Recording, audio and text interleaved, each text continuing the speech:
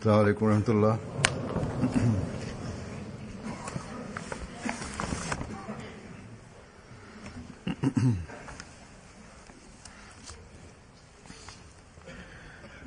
أشهد أن لا إله إلا الله وحده لا شريك له وأشهد أن محمدا عبده ورسوله أما بعد فأعوذ بالله من الشيطان الرجيم بسم الله الرحمن الرحيم الحمد لله رب العالمين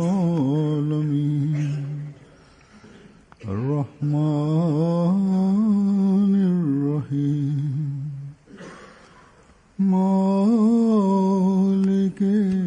يوم الدين إياك نعبد وإياك نستعين اهدنا الصراط المستقيم صراط الذين أنعمت عليهم غير المغضوب عليهم ولا الضالين.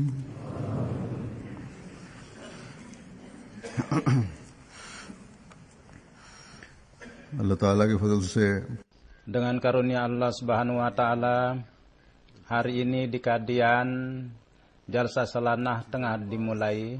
Begitu juga di sebagian negara di dunia ini, di mana pada hari-hari ini tengah berlangsung jalsa salanah di sebagian negara-negara di Afrika, dan pada saat ini juga di sana khutbah ini menjadi bagian dari jalsah mereka. Pada satu saat di Kadian, hanya di Kadianlah jalsah salanah itu diadakan. Kemudian terjadi pemisahan antara India dan Pakistan. Kemudian lalu diadakan di Rabuah. Namun para penentang Jemaat Ahmadiyah dan pemerintah kepada orang-orang Ahmadi menyebut nama Allah dan Rasulnya, mereka itu sangat tidak suka. Akibatnya atas dasar undang-undang Jemaat Ahmadiyah untuk menyebut nama Allah dan Rasulnya, mereka dan menyebutnya, mereka itu dicegah. Dan untuk pelaksanaannya di Pakistan jalsah-jalsah itu dilarang. Begitulah Jemaat Ahmadiyah, orang-orang yang tinggal di orang-orang Ahmadiyah yang tinggal di Pakistan, ratusan ribu jumlahnya mereka, yang menurut anggapan mereka menyebut nama Allah dan Rasulnya, mereka itu dijauhkan, tidak diperbolehkan. Tetapi para penentang Jemaat Ahmadiyah tidak memahami bahwa peraturan undang-undang secara lahir, tentu secara jasmaniah mereka dapat cegah, tapi tidak bisa mencegah hati orang-orang Ahmadi untuk menyebut nama Allah. Kendati mereka disakiti secara jasmani, dan kendati harta mereka itu dirampas, dan kendati dengan memberikan pengorbanan harta, pengorbanan jiwa, para penentang Jemaat Ahmadiyah, dari hati kita tidak bisa mereka merampas kecintaan itu. Kendati mereka memberikan berbagai kesulitan dan kerugian, untuk menyebut nama Allah dan Rasulnya, kecintaan itu tidak bisa mereka keluarkan dari hati orang-orang Ahmadi. Para saudara kita yang kendati mereka itu menyebut mengucapkan 2 kalimat syahadat, mereka mendakwakan diri mencintai kalimat suci secara aneh. Kendati mereka menyukai di kalangan umat Islam, ada sebagian kelompok di antara mereka yang karena kecintaan kepada kalimat suci, mereka itu mendakwakan mengorbankan segala sesuatu. Bahkan secara praktik mereka membuktikan bahwa kecintaan kepada kalimat suci itu tertanam di dalam hati mereka, yakni orang-orang Ahmadi. Dan untuk mencegah mereka melakukan segala macam upaya yang tidak boleh ataupun boleh. Upaya untuk menyakiti orang-orang Ahmadi, setiap orang yang mempunyai rasa keadilan bukan melawan Ahmadiyah, mereka akan mengatakan bahwa ini perlawanan kepada Islam. Walhasil dengan referensi jalsa para orang-orang Ahmadi Pakistan, dan di sini disebutkan juga tentang jalsa salana di Pakistan. Pada setiap tahun di Pakistan pada bulan Desember, dengan referensi jalsa, di dalam perasaan mereka terjadi perasaan atau semangat yang sangat bernyala-nyala kalau datang bulan Desember. Mudah-mudahan ini berlanjut dan yang dapat menarik karunia ilahi, dan semua kesulitan-kesulitan itu dapat diterbangkan seperti sampah yang berterbangan di langit. Begitu juga orang-orang Ahmadi Pakistan, mereka mendapat berkat dari karunia-karunia itu yang dunia Ahmadiyah kini tengah raih. Sebagaimana saya telah katakan bahwa jalsa pertama-tama tadinya ada hanya di Kadian, kemudian keluar dari Kadian mulai diadakan di Rabuah, kemudian di Rabuah pun dilakukan pelarangan. Para penentang menganggap bahwa dan yang mana pemerintah pada saat itu dan siapapun yang memerintah pada saat itu, mereka dengan menekan Jemaat Ahmadiyah, para penentang itu bahwa dengan melakukan pelarangan kepada Ahmadiyah, mereka menganggap bahwa mereka bisa mencegah kemajuan Jemaat Ahmadiyah. Namun apa yang terjadi? Sebagaimana saya telah katakan bahwa hari-hari ini di beberapa negara di dunia diadakan jalsa-jalsa, dan pada tahun yang berlangsung sesuai dengan kemampuan dan kemudahan mereka, kurang lebih di semua negara di mana Jemaat Ahmadiyah ada diadakan jalsa salana. Seolah-olah Hazrat jemaat yang telah didirikan oleh Hazrat Masih Maud, nizam jalsah ini sudah mengambil bentuk jalsa internasional. Kendati di beberapa negara sebelumnya tadinya ada jalsa, yang tadinya seperti di Rabuah tadinya ada jalsa, tetapi keluasannya kini telah menjadi beberapa lipat ganda, dan banyak lagi ada lagi negara-negara baru yang ikut serta, dan tidak hanya orang Ahmadi saja, bahkan beberapa negara di dunia, para pemimpin negara dan orang-orang yang beriman beragama, bahkan yang ikut serta adalah orang-orang Islam juga. Jalsa salana Jemaat Ahmadiyah mereka nyatakan sebagai acara yang dengan memberikan hakikat Islam yang sejati kepada dunia, dengan tentang ajaran Islam yang sejati, mereka dapat informasi. Jadi dampak-dampak inilah yang terjadi, yang dapat kini tentang Islam mereka dapat pada dunia, dan dunia sudah ditakdirkan mengetahui, mendapat informasi tentang Islam yang sejati itu adalah dari Jalsah Salana Jemaat Ahmadiyah. Berkenaan dengan ini, Hazrat Masih Maud alaihissalatu wassalam sendiri dengan kata-kata yang sangat lantang mengatakan bahwa jalsah ini janganlah anggap sebagai jalsah yang sederhana dari jalsah orang manusia. Bahkan ini adalah jalsah yang murni, pondasinya adalah diletakkan oleh tangan Tuhan dan untuk menegakkan kalimat Islam. Dan ini dengan jalsah inilah nama Islam itu akan ditinggikan, karena dengan jalsah ini orang-orang akan belajar yang yaitu keilmuan dan yang akan menciptakan perubahan di dalam diri mereka. Dan kemudian revolusi amal dan ilmiah ini kepada dunia dengan keindahannya itu akan zahir, dan kepada dunia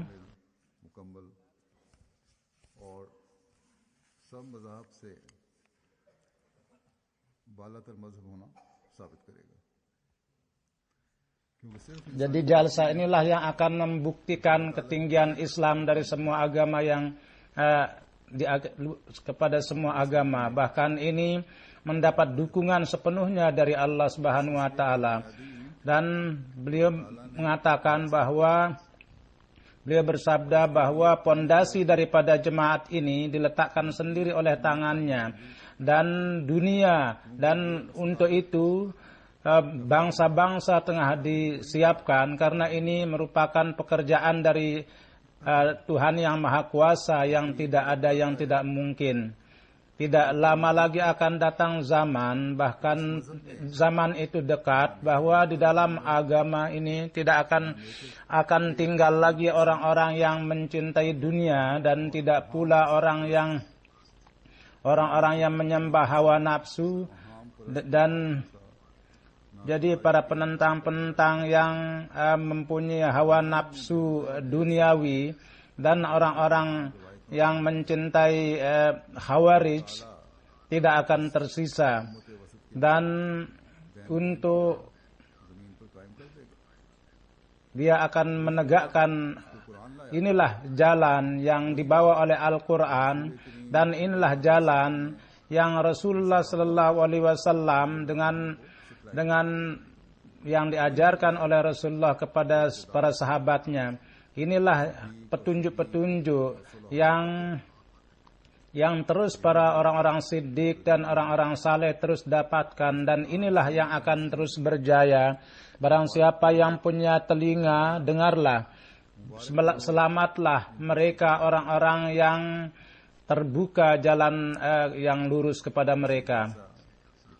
Jadi jalsa ini sesungguhnya merupakan sarana revolusi di dalam tabiat manusia, dan hendaknya itu yang terjadi. Di dunia ini diadakan jalsa-jalsa di mana berbagai bangsa ikut serta di dalamnya. Dan ini merupakan jalsa dari berbagai negara. Di Afrika, orang-orang Afrika ikut serta, di Timur Jauh begitu juga mereka, orang-orang di sana pun ikut serta. Orang-orang Arab juga di Timur Tengah pun diadakan jalsa, orang-orang Arab ikut serta dalamnya. Hazrat Masih Maud alaihissalatu wassalam di dalam sabda beliau secara praktik, beliau mengatakan bahwa bangsa-bangsa disiapkan dan akan ikut serta di dalam jalsa ini. Dan banyak sekali bangsa-bangsa yang beat di tangan Imam Mahdi. Mereka mengumumkan akan sempurnanya nubuatan itu. Dan tidak hanya ini saja, bahkan pada saat ini di Qadian, yang di mana jalsa diadakan, ada 31 negara mengirimkan wakilnya. Dan orang-orang Asia, orang-orang Arab, orang Ajam juga wakil-wakil dari Amerika dan Eropa juga, dan begitu juga dari Australia dan dari negara-negara dari daerah kepulauan. Jadi dengan dari apa yang dianggap oleh para penentang bahwa kami telah memukul orang-orang Ahmadi, menjatuhkan pukulan yang sangat berat pada orang Ahmadi. Para penentang ini dungu bahwa orang wujud yang mengaku dirinya sebagai imam zaman, yang mengaku dirinya sebagai imam Mahdi, tidak mengatakan bahwa saya yang mendirikan jemaat ini, bahkan bersabda bahwa pondasi daripada jemaat ini Allah dengan tangannya sendiri meletakkannya. Jadi para penentang jemaat Ahmadiyah, kalau mereka mempunyai kekuatan, maka lawanlah Allah Subhanahu wa taala, dan ingatlah bahwa Masih Maud alaihi salatu wassalam adalah merupakan sosok yang dicintai Allah, pilihan Allah, yang bersamanya yang bersama beliau ada dukungan khusus dari Allah Subhanahu wa taala. Dan kenapa tidak? Dan beliau pada zaman ini untuk keagungan daripada agamanya, menegakkan agamanya, Allah telah mengirim beliau. Jadi sebelum melakukan perlawanan, renungkanlah pengumuman beliau ini, sebagaimana beliau bersabda bahwa jadi satu kalimat, wahai orang-orang menginginkan kehancuran saya, sadarlah kamu sebelum melemparkan serangan kepada saya. Jadi para penentang menganggap bahwa apa yang dilakukan, pesakitan yang sementara ini, mereka tidak akan bisa menghabiskan jemaat ini. Tentu saja mereka bisa menyakiti beberapa orang, namun jemaat yang memperoleh dukungan dari Allah Subhanahu wa taala, dan Allah Subhanahu wa taala sendiri telah menegakkannya, mendirikannya, tidak siapa yang bisa mendatangkan kerugian kepadanya. Jadi jangankan satu pemerintah, semua pemerintahan di dunia bersatu pun tidak akan bisa menghapuskan jemaat Ahmadiyah dari dunia ini. Karena inilah jemaat yang di dalamnya wujud suci yang dikirim oleh Allah. Dia ajaran Islam yang hakiki, ajaran agama yang hakiki, itu lepas dari semua yang sifatnya terlalu tinggi dan rendah, dalam bentuk yang sempurna dia akan ditegakkan, yaitu yang dibawa oleh Rasulullah sallallahu alaihi wasallam.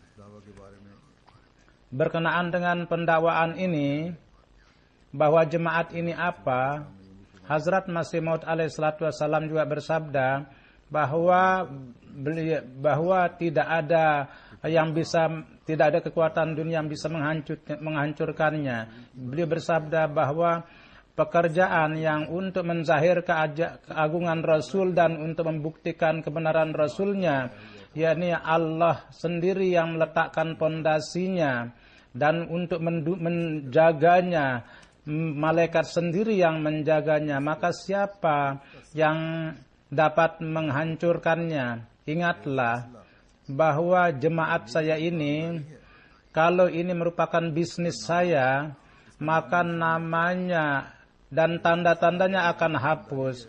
Jemaat saya, kalau ini adalah bisnis saya, maka namanya pun juga akan hapus. Tetapi kalau ini adalah datang dari Allah, dan sesungguhnya ini adalah datang dari Allah, maka seluruh dunia melawannya pun, maka ini akan tetap berkembang dan tersebar, dan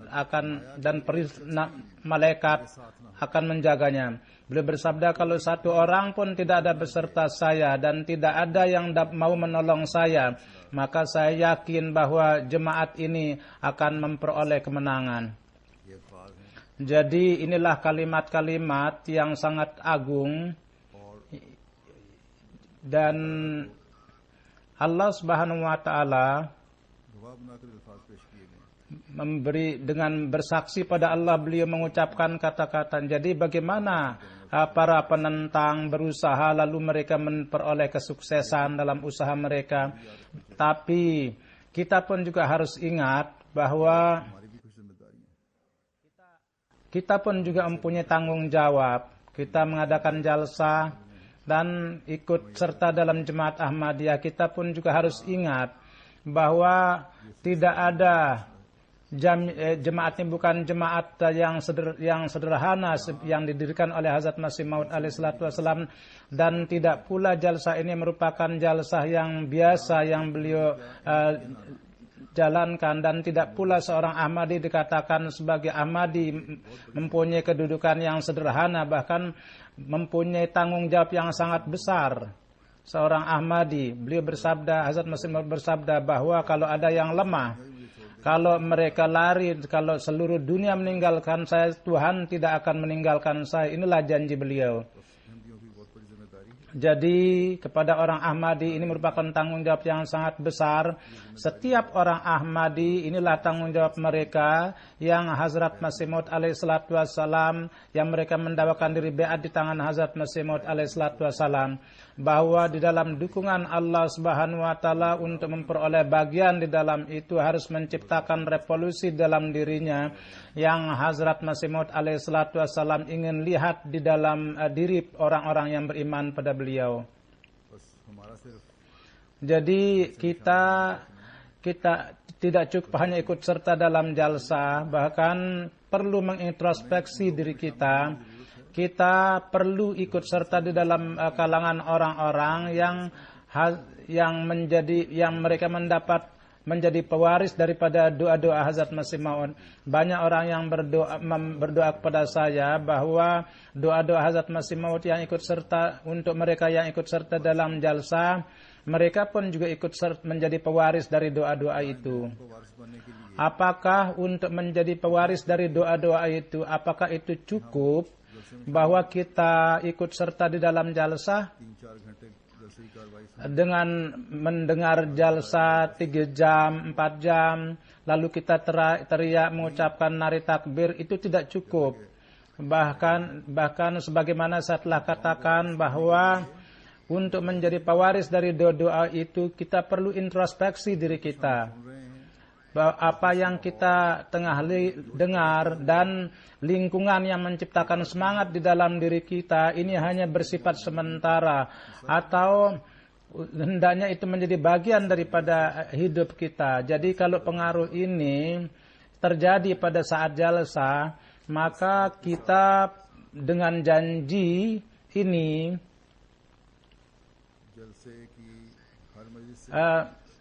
setiap majelis dari jalsa itu kita berjanji bahwa saya di dalam hidup saya revolusi itu, untuk membawa revolusi itu saya akan berusaha dengan semua kemampuan saya yang Allah Ta'ala dan Rasulnya inginkan dari kita, yang Hazrat Masih Maud alaihissalatu wassalam telah jelaskan.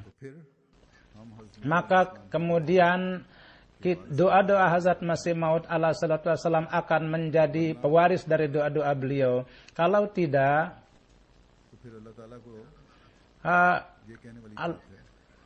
maka kepada Allah Subhanahu wa taala akan kita mengatakan bahwa kita tidak melakukan apa-apa, kami tidak mengimani kata-kata Engkau wahai Tuhan, yang Allah berfirman, "Falyastajibuli", bahwa terimalah juga, imanilah juga ucapanku, tapi kami akan menjadi pewaris dari doa-doa itu. Jadi dari lingkungan jalsa, satu revolusi rohani, upaya untuk menciptakan revolusi, dan untuk meraih itu doa, dan kita akan menjadikan menjadi pewaris dari, jadi usaha dan doa itu yang perlu. supaya kita bisa menjadi pewaris dari doa-doa Hazrat Masih Maud alaihi salatu wassalam. Dan dengan menjadikan kita pewaris dari doa itu, maka kita akan dianugerahi dengan karunia-karunia-Nya. Allah Subhanahu wa taala berfirman bahwa berimanlah kepada saya dan dengarlah ucapan saya. Apa ucapan-ucapan itu yang harus kita imani? Dan itu adalah apa itu? Semuanya tentu tahu. Perkara-perkara itu, ucapan-ucapan itu adalah perintah-perintah yang terdapat di dalam Al-Quran mulai dari awal beliau telah beritahukan. Dan kemudian Allah Subhanahu wa taala dengan berbuat baik kepada kita, dengan mengirim imam zaman, dengan mengikuti perintah-perintah itu diberitahukan kepada kita. Jadi sudah itu tidak ada lagi uzur, alasan kepada kita. Hazrat Masih Maud alaihi salatu wassalam dengan referensi jalsa di mana kita diingatkan untuk menunaikan hak-hak Allah, beliau pun juga mengingatkan kepada kita untuk menunaikan hak-hak hambanya. Dan kepada orang yang ikut serta dalam jalsa, kebaikan, ketakwaan, dan kesucian, dengan mengingatkan itu. Beliau pun juga mengingatkan kepada kita bahwa dengan rasa perih kepada orang yang beriman kepada beliau mengharapkan bahwa hati yang lembut dan cinta di antara sesama dan persaudaraan di antara sesama hendaknya menjadi contoh. Itu yang diajarkan kepada beliau. Kita memperlihatkan rasa rendah hati, mempunyai semangat pengorbanan dengan satu dengan yang lainnya, dan mempunyai standar yang tinggi dalam rasa kasih sayang, dan mengucapkan kata-kata kotor dan memperlihatkan akhlak yang buruk. Kita jauh dari sifat itu. Jadi dari sisi itu, setiap orang perlu mengintrospeksi dirinya bahwa apakah akhlak yang mulia, akhlak tinggi itu apakah di dalam diri kita ada contohnya? Apakah demi untuk orang lain di dalam memberikan pengorbanan itu kita lakukan? Apakah rasa rendah hati? Apakah ada standarnya yang ingin Hazrat Masih Maud lihat di dalam diri kita, yang Allah Subhanahu wa taala telah tekankan di dalam Al-Quran, yang contohnya Rasulullah para sahabat Rasulullah sallallahu alaihi wasallam telah kemukakan antara kita. Kalau tidak ada, maka dari doa Hazrat Masih Maud alaihi salatu wasallam untuk memperoleh bagian untuk menarik karunia-karunia Allah, upaya kita itu sama dengan tidak ada. Dan namun kita mengharapkan banyak dari itu.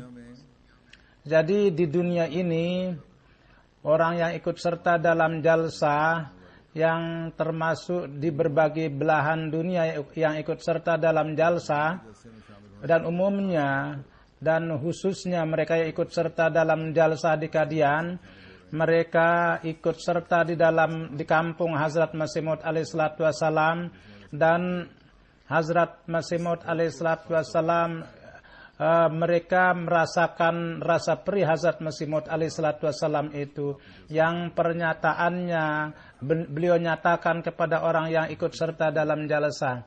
Kalau pada hakikatnya kita ingin menjadi pewaris dari doa-doa itu, yang Hazrat Masih Maud alaihi salatu wassalam di berbagai tempat beliau sebutkan kepada kita bahwa apa yang beliau inginkan dari kita melihat dalam ikatan-ikatan duniawi yang umum, bahwa ibu bapa dengan doa-doanya, mereka anak-anak yang mendapat lebih banyak bagian, yang mendapat bagian adalah mereka yang paling banyak itaat, dan mereka itu maju dalam keitaatan kepada ibu bapaknya. Mereka pun mendapat bagian dari doa-doanya. Jadi buah yang terbaik daripada jalsah ini baru kita akan dapat makan apabila di dalam ikatannya pun juga kita menjadi sangat maju. Untuk orang yang ikut serta dalam jalsah, hazanah daripada doa-doa merupakan hazanah yang yang akan terus berjalan sampai hari kiamat. Jadi sangat mujur sekali di antara kita orang-orang yang memperoleh bagian dari itu, yang peroleh berkat dari itu. Ada sebagian kutipan-kutipan Hazrat Masih Maud alaihissalatu wassalam yang mana beliau mengharapkan kepada jemaat. Beliau bersabda di satu tempat bahwa jemaat kita kalau ingin menjadi jemaat, maka hendaknya mereka itu harus mengusahakan kematian dan hindarilah rasa egoisme dan dahulukanlah Allah Subhanahu wa taala. Banyak sekali ria dan hal-hal yang sia-sia manusia itu menjadi hancur. Kemudian beliau bersabda, hendaknya kita harus menghindari setiap gejolak perasaan yang sia-sia, dan setiap orang yang berjumpa dengan aku, dia itu melihat keadaan kamu dan akhlakmu dan adatmu dan istiqamahmu, dan dia melihat apakah kamu itu mengitaati perintah Allah. Kalau itu tidak baik, maka dengan perantaraan kamu mereka itu akan tersandung. Jadi semua perkara ini harus ingatlah. Dan beliau bersabda bahwa Allah Subhanahu wa taala berfirman, "Man qatala nafsan bighairi nafsin aw fasadin." yakni barang siapa yang membunuh satu jiwa tanpa sebab, seolah-olah dia membunuh seluruh umat manusia. Begitu juga saya katakan bahwa kalau ada orang yang tidak simpati kepada hambanya, maka seorang hambanya, maka dia tidak simpati kepada seluruh dunia. Janganlah mencintai hidup ini seakan sedemikian rupa sehingga iman itu menjadi terbang. Beliau bersabda bahwa jemaat ini yang Allah Subhanahu wa taala ingin jadikan sebagai contoh, kalau ini juga keadaannya bahwa di dalamnya persaudaraan dan rasa simpati tidak ada, maka akan terjadi satu kerusakan. Beliau bersabda bahwa saya katakan dengan sebenarnya bahwa dunia dan agama tidak bisa menyatu. Ya, sebagai pengkhidmat ya bisa, namun sebagai ikut serta itu tidak akan bisa. Itu apakah kamu tidak mendengar bahwa yang kaitannya ikatannya tidak dan minta kepada Allah. Jadi yang bersih hubungannya dengan Allah, maka anaknya pun juga akan dikasihani. Allah Subhanahu wa taala ini merupakan hal yang orang yang ikut dalam jemaat kita, mereka itulah yang dianggap sebagai ikut serta, yang yakni sesuai dengan beat, dia mendahulukan agama daripada dunia. Barang siapa yang memperhatikan janji ini dan dia menuju kepada Tuhan, maka Allah Subhanahu wa taala, Allah memberikan kekuatan kepadanya. Kemudian beliau dengan rasa perih mengatakan bahwa jemaat kita hendaknya seperti itu, bahwa jangan hanya sekedar ucapan saja, bahwa bahkan mereka harus menyempurnakan kata beat yang sejati dan harus menciptakan perubahan suci dalam dirinya.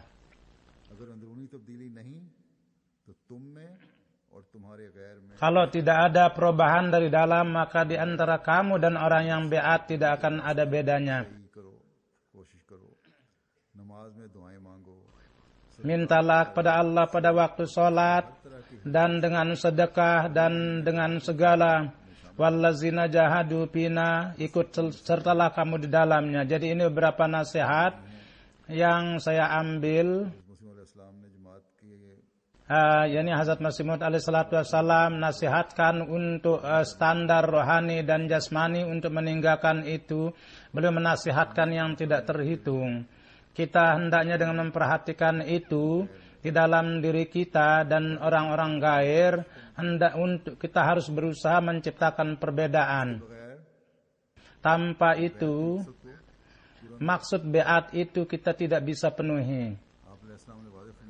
Beliau dengan jelas bersabda bahwa dengan hanya kemajuan dunia, dengan mengetahui masalah ini atau masalah-masalah dalam perbahasan masalah ini, kita membungkam mulut para penentang, maka kita tidak bisa melakukan sesuatu kepada Tuhan.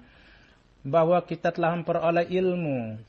Memang kemajuan dari sisi ilmu kita dapatkan, tetapi untuk menyenangkan Tuhan, untuk meraih kasih sayangnya, cintanya, perlu kemajuan dari segi praktik, perlu merubah sikap kita.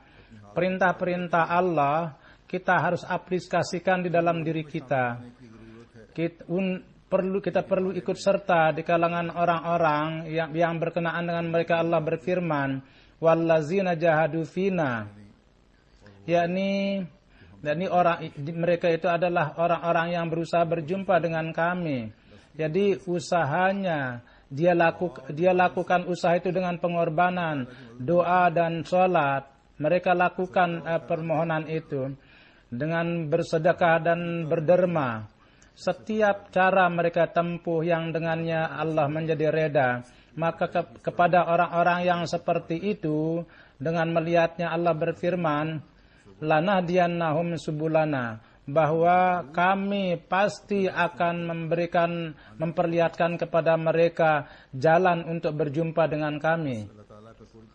Jadi kedekatan dengan Allah untuk meraih itu, pertama-tama harus perlu berusaha sendiri, baru akan memperoleh kedekatan dengan Tuhan. Begitu juga doa-doa orang yang dicintai oleh Allah untuk menjadi pewaris doa-doa itu pun juga, kita pun juga harus berusaha memperoleh pengabulan dari doa-doa itu.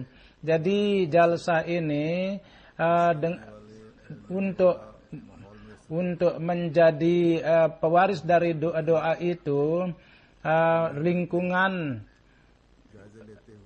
kita dengan mengintrospeksi diri, hak-hak Allah dan hak-hak hambanya, standar daripada itu kita harus terus tinggikan. Supaya Allah Subhanahu wa Ta'ala, jalan untuk meraih berjumpa dengan Allah itu secepatnya kita dapat raih. Mudah-mudahan Allah beri taufik kepada kita. Kemudian orang-orang yang ikut serta dalam jalsa di Qadian, kepada mereka saya ingin katakan secara khusus untuk mereka, Hazrat Masih Maud alaihi salatu wassalam, orang yang ikut serta dalam jalsa dari segi musim, beliau pun juga merintahkan untuk membawa tempat tidur. Oleh karena itu, orang yang tinggal di Hindustan sebisanya mereka harus mengamalkan itu. Bahkan orang-orang yang tinggal di Pakistan juga, bahkan sesuai dengan intizam, yaitu persiapan, itu kadang-kadang tidak bisa sempurna. Oleh karena itu, orang yang ikut serta dari Hindustan itu jangan terlalu diharapkan bahwa bisa sempurna persiapan itu. Orang yang datang dari luar, pakaian-pakaian dingin pun juga hendaknya mereka bawa. Mungkin mereka itu persiapkan sendiri, karena musim itu dingin, mereka pun sudah siap mungkin. Mereka pun juga harus memperhatikan daripada mereka mendapatkan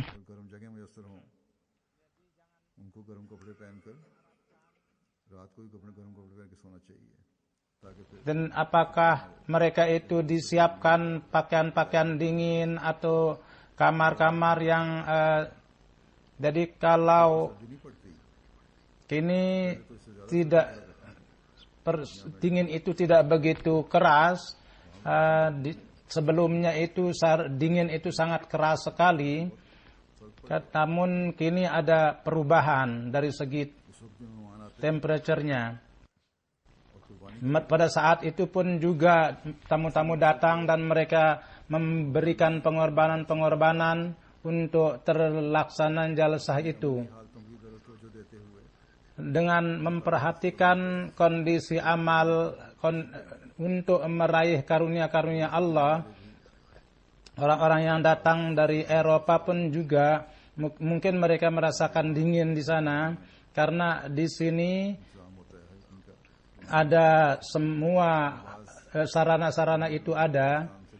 Dan orang-orang kaya yang datang dari Pakistan, mereka meminta kamar atau hal-hal hendaknya paham bahwa apa yang dapat disiapkan di jalsah hendaknya bersyukur, dan kalau tidak dapat itu harus bersabar. Dan orang-orang yang ikut serta, hendaknya orang yang ikut serta itu hendaknya diberitahu keperluan-keperluan yang diperlukan di Qadian, supaya semua sarana-sarana itu mereka sebelumnya sudah tahu.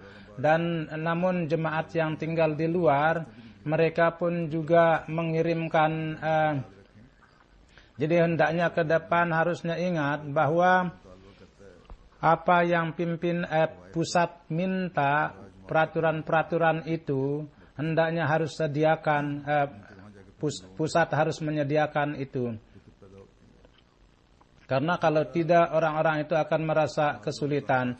Begitu juga banyak orang yang menuntut bahwa kami ditempatkan di sana, atau harus ditempatkan di sana, ditempatkan di guest house atau di Langgarhana. Ini tuntutan ini salah, karena kini dengan karunia Allah Subhanahu wa taala jumlah orang yang ikut serta dalam jalsa begitu mungkin 15.000, 20.000. Jadi seberapa kemampuan, kemudahan itu bisa disiapkan, Tetapi namun ada sebagian orang-orang karena sakit atau karena beberapa sebab mereka itu merasa kesulitan, dan merupakan tuntutan umur juga bahwa jangan pergi ke jalsa, datang ke jalsa dan mendapat berkat dari lingkungannya, walhasil sedikit banyak perlu terpaksa harus memberikan pengorbanan sedikit banyak. Hazrat Masih Maud alaihissalatu wassalam, kendati para tamu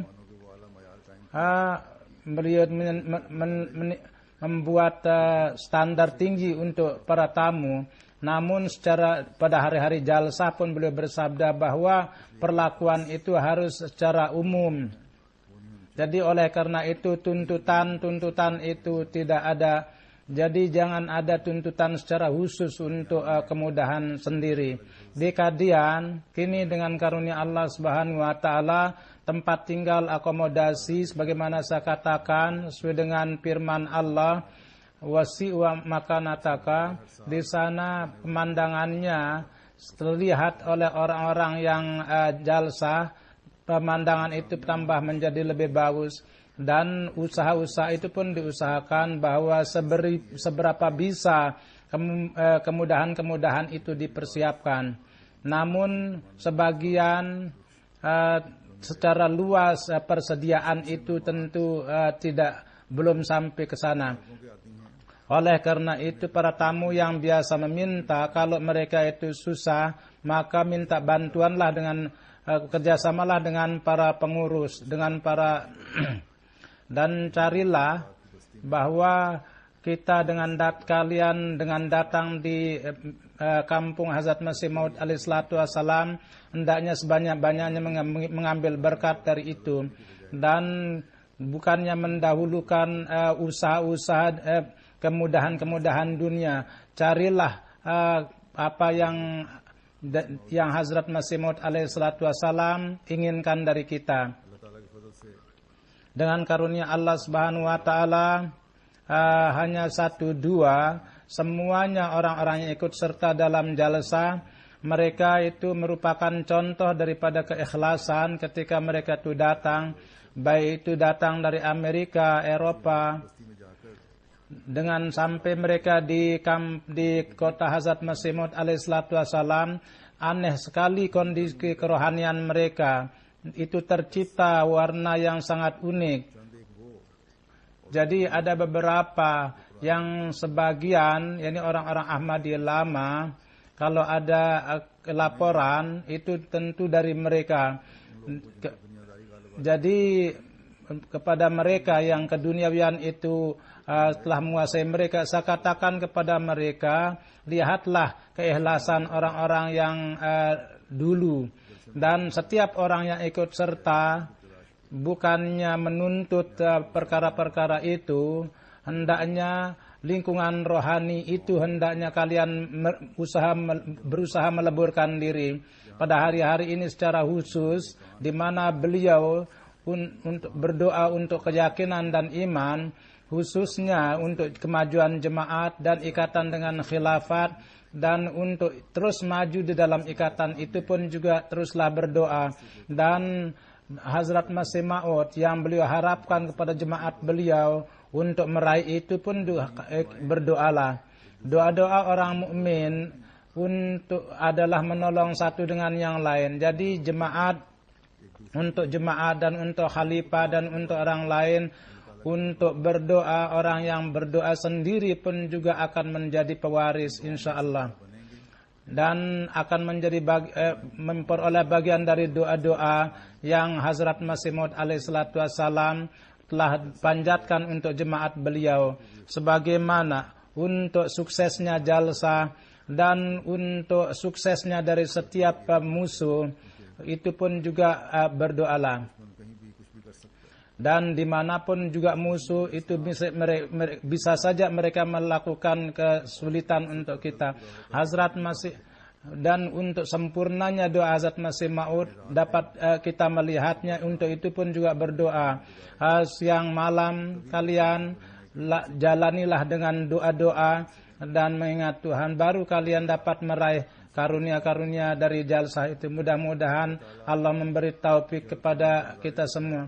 Mudah-mudahan Allah dengan cepatnya memperlihatkan kepada kita pemandangan ketika dengan terikatnya kita dengan ikut sertanya dalam jemaat Masih Muhammadi, kita dapat melihat bendera Islam itu dengan berkibar dengan cepatnya.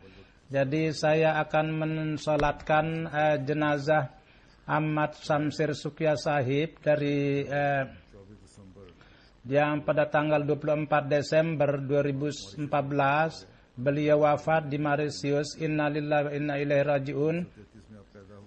Beliau lahir tahun 1933, beliau penduduk Mauritius. Bapak beliau Satar Sukya Sahib, beliau lama sebagai amir, dan kakek beliau Manap Sukya Sahib radhiyallahu anhu adalah beliau beat di tangan beliau pada tahun 1952. Beliau setelah senior high school beliau tamat, beliau mulai bekerja, dan pada tahun 1962 beliau ketika cuti beliau pergi ke Kadia Rabua, dan beliau lama ketika sampai di Rabua niat beliau untuk mewakafkan diri, maka beliau pun juga minta bebas dari tugasnya sebagai pegawai. Dan pada tahun 1982 beliau sesudah selesai dari jamiah, beliau pergi kembali ke negaranya di Mauritius. Kemudian beliau nikah dengan seorang putri dari jemaat awalin,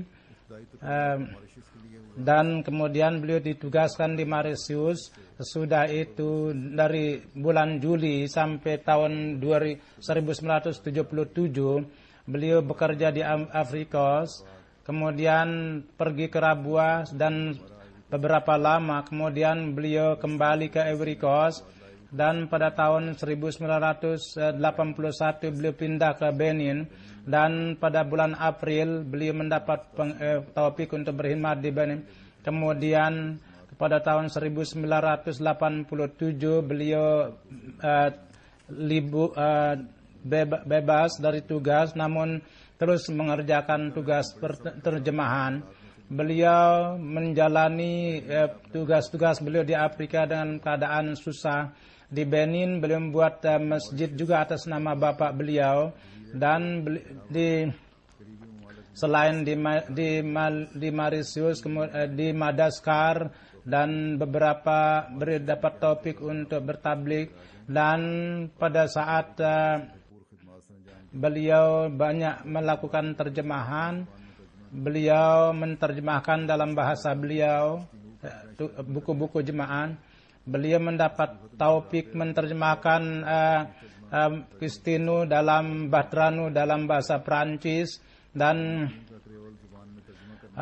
beliau menerjemahkan Al-Quran dalam bahasa Trewel, dan kemudian Siratun Nabi Sallallahu Alaihi Wasallam, beliau menulis kitab itu, dan beliau sosok yang sangat sederhana dan bersih dari riya dan pamer, dan mulai dari awal beliau sangat merendahkan diri.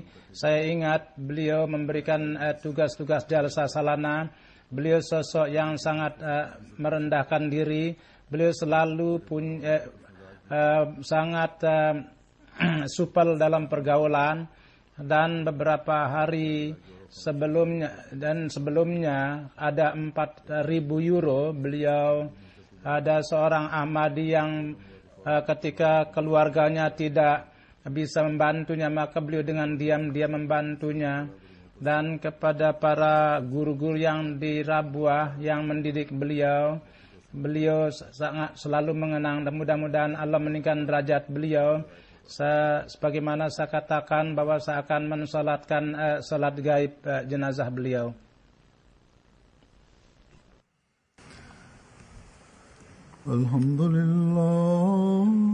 Alhamdulillah nahmaduhu wa nasta'inuhu wa nastaghfiruhu wa nu'minu bihi wa natawakkalu alayhi wa na'udzu billahi min shururi anfusina wa min sayyiati a'malina. من يهده الله فلا مضل له ومن يضلل فلا هادي له ونشهد أن لا إله إلا الله ونشهد أن محمدا عبده ورسوله. عباد الله رحمكم الله، إن الله يأمر بالعدل والإحسان وإيتاء ذي القربى وينهى عن الفحشاء والمنكر والبغي يعظكم لعلكم تذكرون. اذكروا الله يذكركم وادعوه يستجب لكم ولذكر الله أكبر.